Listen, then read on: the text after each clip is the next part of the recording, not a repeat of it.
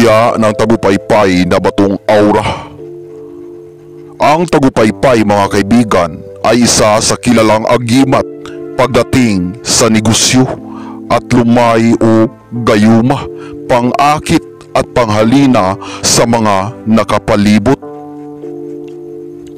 Hello po mga kaibigan, kamusta po tayo? Welcome back sa ating munting channel dito sa YouTube, sa Agimat 13 GF.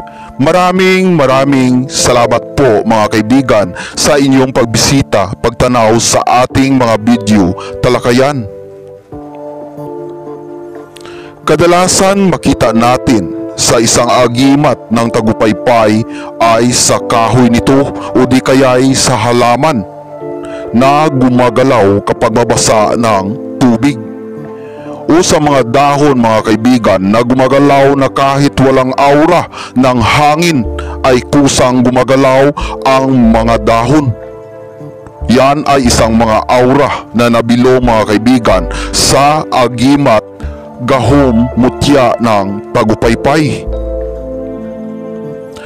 Tagupaypay ibig sabihin ay pang-akit, panghalina, papuntahin ang aurang nakapalibot.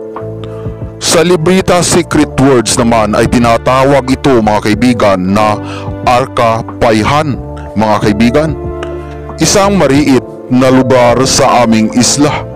Dito ay natagpuan namin ang aura ng tagupaypay na nagiging bato. May gabay presensya ng engkantada na may mataas na antas sa panghalina at pang-akit sa mga nakapalibot sa iyong paligid. Saan yung bato nito mga kaibigan ng mutya tagupaypay ay may dala itong kabal at kunat sa balat. Ibig sabihin may mix na virtudes gahom aura sa panghalina, sa pang-akit, kabal at kunat ng katawan. Paano paganahin ang tinataglay nitong kabal at kunat ng mutya ng tagupaypay, bato gahom virtudes? Ang agimat na ito ay wala ng ritual na sasambitin mga kaibigan, at automatic na itong gagana sa may nagtatangan sa kanya oras na may mga hindi inaasahan na mga pangyayari, at ito'y kinakailangan. Kusa itong magproteksyon sa katawan, aura na kung sino ang may nagtatangan sa kanya.